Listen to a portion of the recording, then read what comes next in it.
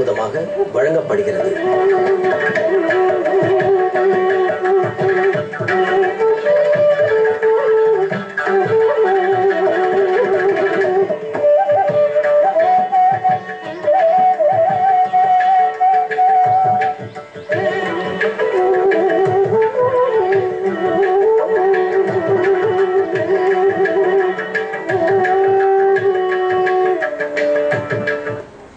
ஐந்திலே ஒன்று பெற்றான் ஐந்திலே ஒன்னை தாவி ஐந்திலே ஒன்னு ஆறாக ஆயர்க்காக ஏகி ஐந்திலே ஒன்னு பெற்ற அணங்கை கண்டு அயலான் ஊரில் ஐந்திலே ஒன்னு வைத்தான் அவன் நம்மை அழித்து காப்பான்.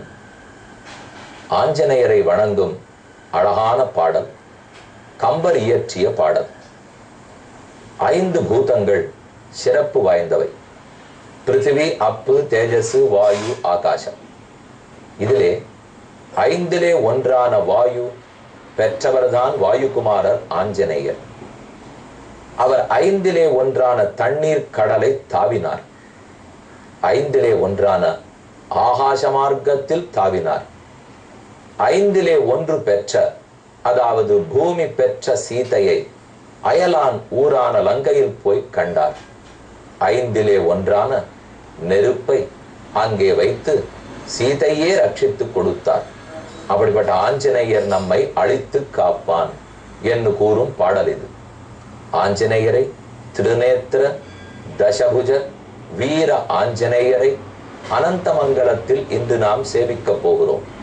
ரொம்ப ஆச்சரியமான சன்னதி, அற்புதமான ஆஞ்சநேயர். இதோ பெரிய விக்கிரகமாய் ஆஞ்சநேயர் எழுந்தருளி இருக்கிறார். திருமுகத்தில் 3 திருக்கண்கள், 2 கண்கள் அருளை பொழிகின்றன. நடுவே 3வது திருக்கண், அகலமாக விரிந்திருந்த வாய், ஹனூனு வஜ்ராயுதம் அடிபட்டபடியாலே வீங்கி கிடக்கும் கண்ண கதுப்புகள், அதோடு நம்மை அனுகிரகிக்கிறார். 10 திருக்கைகளில் வலது திருக்கைகள் 5, இடது திருக்கைகள் 5. வலது திருக்கை கீழ் திருக்கையிலிருந்து பார்த்தால் கீழே அம்பு பற்றி இருக்கிறார். அடுத்து அங்குஷத்தை பிடித்திருக்கிறார். அதற்கடுத்து சூலத்தை ஏந்தி இருக்கிறார். மேல் திருக்கையில் சக்கராயுதத்தை பற்றி இருக்கிறார். இதெல்லாம் வலது 4. வலது முக்கியமான திருக்கை 5வது கையில் ராஜகோபால சுவாமி கொடுத்த சாட்டையே பற்றி இருக்கிறார். ஏற்கனவே நாம சதுர்புஜ ஆஞ்சநேயரிடத்தும் வலது கையில் சாட்டை பிடித்திருப்பதை பார்த்தோம். ஏது ஹனுமான் சாட்டை பிடிச்சிருக்காருனா ஊர் ராஜகோபாலனுடையது. கோபாலன் பார்த்து எத்தை அனுகிரகிக்கிறாரோ அதைத்தானே ஆஞ்சநேயர் பற்ற வேண்டும். வலது திருக்கைகளை எல்லாம் சேவித்துக் கொண்டோம். கவச்சத்தோடும் சேவிக்கலாம், கவச்சம் இல்லாமலும் சேவித்துக் கொள்ளலாம். அற்புதமான திருக்கோலம். இனி இடது திருக்கைகள் 5. அதில் கீழ் திருக்கையில் இருந்து பார்த்தால் வில் பிடித்திருக்கிறார். அடுத்து பாசக்கையில் பிடித்திருக்கிறார். மேற்கொண்டு கபாலம், பிரம்மா கொடுத்த கபாலத்தை மேல் திருக்கையாலே சங்கை பற்றி இருக்கிறார். அதே சமயம் பிரதானமான இடது முக்கியமான திருக்கை, அதில் வெண்ணெய் பிடித்து கொண்டிருக்கிறார். சாட்டையும் வெண்ணையும் தான் ராஜகோபால சுவாமி கொடுத்தது. அதாவது கீழே வரலாறு கூடியபடிக்கு ராவணனுடைய இரத்த துளிகளிலிருந்து பிறந்த 2 அரக்கர்கள். அவர்கள் ராமனை அழிக்க வர எதிர்த்து ஆஞ்சநேய சுவாமி தான் அவர்களை முடிக்கிறார். அப்போது இவர் நன்கு ஜெயிக்க வேண்டும் என்பதற்காக ஆகாயத்தில் கூடியிருந்த தேவ கூட்டங்கள் அனைவரும் ஆஞ்சநேயருக்கு ஒன்னொன்னு கொடுக்கிறார்கள்.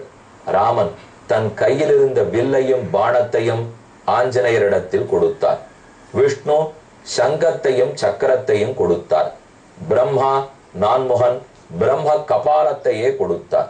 அடுத்து கருடன் 2 சிறகுகளை கொடுத்தார். சக்தி தேவி பாசத்தையும் அங்குஷத்தையும் கொடுத்தாள். சிவபெருமான் ரொம்ப ஆச்சரியமான நெற்றிக்கண்ணையே கொடுத்தார்.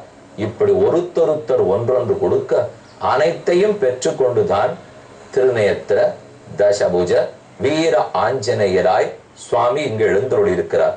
பக்கத்திலேயே உற்சவமூர்த்தி. உற்சவமூர்த்தி 4 திருக்கைகளோட அந்த பெரியவருக்கு தகுந்த உற்சவமாய்.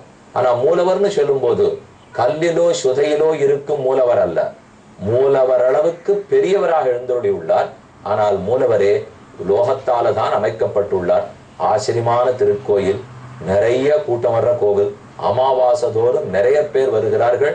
ஹனுமான் ஆஞ்சநேயருடைய அருள் பெறுகிறார்கள். நாமும் அவசியம் அனந்த மங்கலத்தை அடைந்து ஆஞ்சநேய வைபவம் தெரிந்து கொண்டு வணங்குவோம்னு பிரார்த்தித்து இனி அடுத்த சர்க்கத்தை அடைவோம். பாதுகாபட்டாபிஷேகம் முற்று பெற்றது. 116வது சர்க்கம். பரதன் திரும்ப போன விற்பாடு ராமன் சில நாட்கள் சித்திரகூடத்திலேயே தங்குகிறார். ஆனால் அருகில் இருக்கும் ரிஷிகளை எல்லாம் பார்த்தால் ஏதோ சொணக்கம், ஏதோ வருத்தம். முன்னால் இருந்தார் போல அவர்கள் சந்தோஷமாக இல்லை. கவனித்த ராமன், ரிஷிகளே, ஏதோ மாறுதல் தெரிகிறதே. நாங்கள் ஏதானும் தப்பா நடந்துட்டோமா? சீதை தப்பா நடந்தாளா? லக்ஷ்மணன் உங்களுக்குரிய தொண்டு புரியலையா? எங்களிடத்துல ஏதானும் குற்றம் நிகழ்ந்து விட்டதா என்று கைகூப்பி கொண்டு பிரார்த்திக்கிறார். பிரதியாதேது பரதே வசன் ராமஸ்ததாவனே லக்ஷயாமாச சோத்வேகமதோத்சுக்கியம் தபஸ்வினாம் தேஷாம் ஔத்சுக்கியம் ஆலக்ஷ்ய ராமஸ்துவாத்மனி சங்கத கிருதாஞ்சலி ருவாச்சேதம் ரிஷிம் குலபதின் ததா. அவர்களெல்லாம் உற்சாகம் குறைஞ்சிருப்பது ராமன் கண்டப்பட்டுடுத்து. அப்ப அவர்களை பார்த்து குலபதியின் ஒரு மூத்த ரிஷி, வயசுல மூத்தவர், அனுபவத்துல மூத்தவர், தவத்துல மூத்தவர், அந்த ரிஷியை பார்த்து ராமன் கைகூப்பிண்டு பிரார்த்திக்கிறார். ஏதோ என்னிடத்தில் தான் குற்றம் இருக்கு போல் இருக்கு, மன்னிச்சு ஏத்துக்கலாமே. ஏன் உங்க உற்சாகம் குறைந்து காணப்படுகிறது? நகச்சித் பகவன் கிஞ்சித் பூர்வ விருத்தமிதம் மயி திருஷ்யதே விகிருதம் ஏன விக்ரியந்தே தபஸ்வினஹ லக்ஷ்மணஸ்ய ரிஷிபிர்திஷ்டம் நானுரூபம் மகாத்மனஹ. நான் குற்றம் புரிந்தேனா? உங்களுக்கு வேண்டிய பணிவிடையோ மரியாதையோ குறைச்சிட்டேனா? இல்ல இந்த லக்ஷ்மணனை ஏதானு செய்யாம விட்டுட்டானா? அரியாத்தனத்தால சீதை தான் ஏதானு தப்பு கொண்டுட்டாளா? என்ன தவறு இருந்தாலும் மன்னிக்கணும் என்று ராமன் பிரார்த்திக்கிறார். மூத்தவர் குலபதி நடுங்குகிற குரலோடு பேசுகிறார். குத கல்யாண சத்வாயாக கல்யாணாபிரதே சதா சலனம் தாத வைதேஹ்யாக தபஸ்விஷு விசேஷதா. நாங்கள் தவத்தில் நிற்கிறோம். எங்களை விட சிறந்த தவம் படைத்தவள் சீதா தேவி.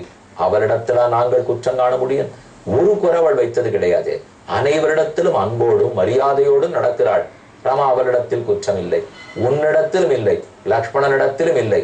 ஆனால் ஒரு குறை இருக்கிறது. நாங்கள் எங்களுக்குள் பேசிக்கொள்வது உண்மைதான். நீ இங்கு எந்த நாளிலிருந்து வந்தாயோ அன்றிலிருந்து ராவணனுடைய கூட பிறந்த சகோதரர்களான கரன் முதலான ராட்சசர்கள் அவர்களுடைய தொல்லை அதிகரித்து விட்டது.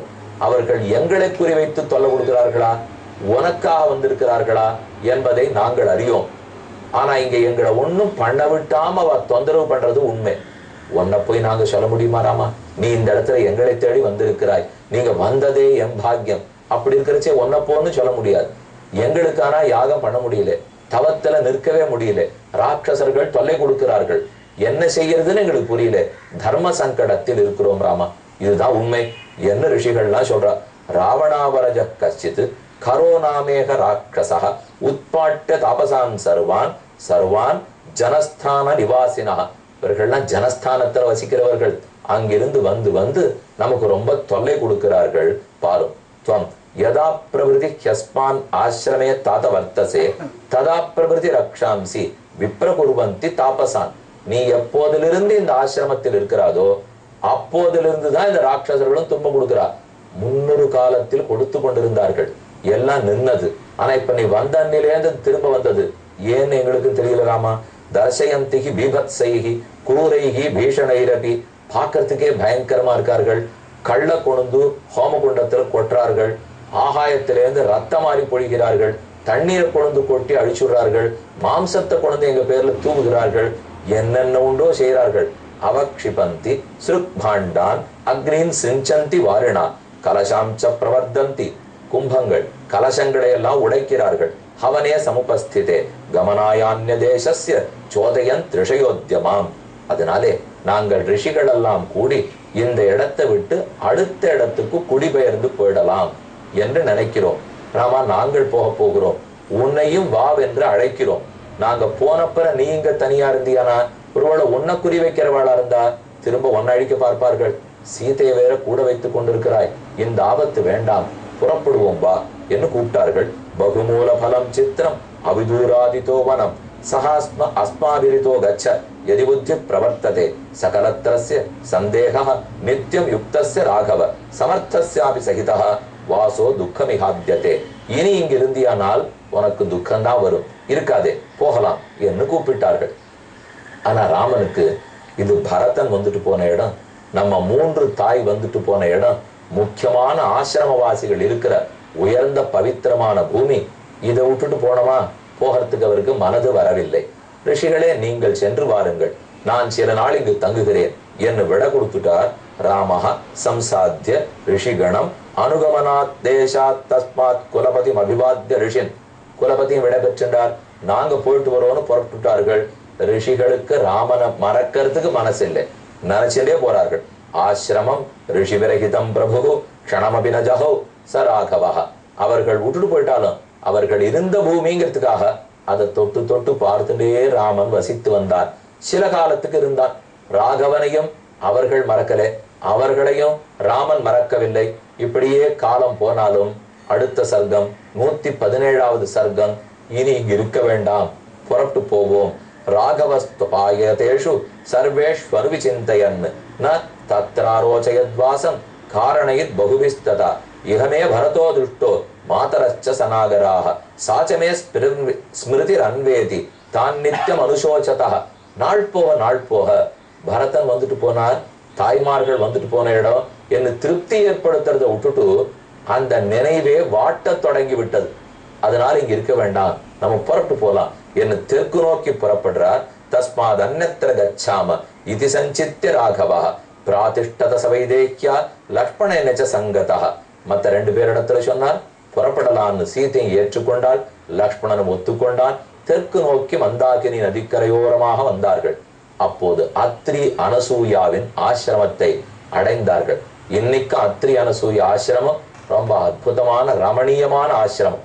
அவர்கள் பெருமை என்னங்கிறத அடுத்த நாள் சொல்றேன். இப்ப இங்க கதை பார்த்துருவோம்.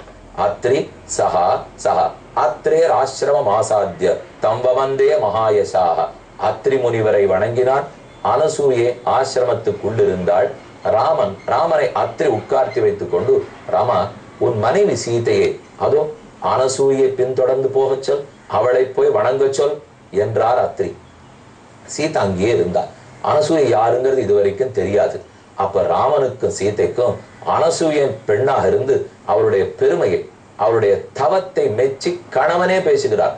அத்ரி எடுத்து சொல்றார், பத்னிஞ்ச தமனுப்பிராப்தாம் விருத்தாம் ஆமந்திரிய சத்கிருதாம் சாந்தயாமாச தர்மஜ்ஞா சர்வபூதகிதே ரதः அனசூயாம் மகாபாகாம் தாபசீம் தர்மச்சாரிணி.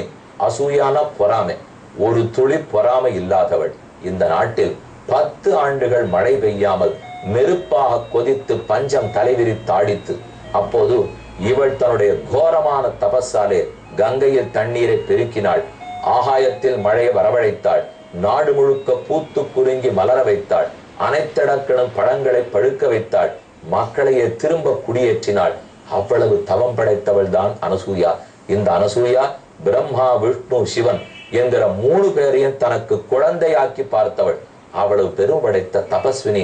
ராமா, சீதை உள்ள போகச் சொல். இதை கேட்ட உடனே புலகாங்கிதம் அடைந்து சீதை உள்ளே செல்கிறாள். ராஜபுத்திரி சுதந்தேதன் முனேரஸ்த சமீரிதம் அனசூயேதி ஆலோகே கர்மபிகி கியாதி மாததா. சீதை, அவளை போய் வணங்கு. சீதை உள்ள போனாள். பார்த்தவுடன் மூதாட்டி, மூப்பு வாட்டுகிறது. சிதிலாம் வலிதாம் விருத்தாம் ஜரா பாண்டுர மூர்த்தஜாம். தலைமுழுக்க நரத்து போய் உடல் தோலெல்லாம் சுருங்கி விடவிடத்த காத்திலே அடிபட்ட ஓர் வாழமரத்தை போலே தவித்து கிடந்தாள். ஆனா முகத்திலும் கண்களிலும் மட்டும் அதீத தேஜஸோட அனுசூயி இருந்தாள். அவிவாஜ்யத வைதேகி தாபசீம் தாம் தமான்பிதாம்.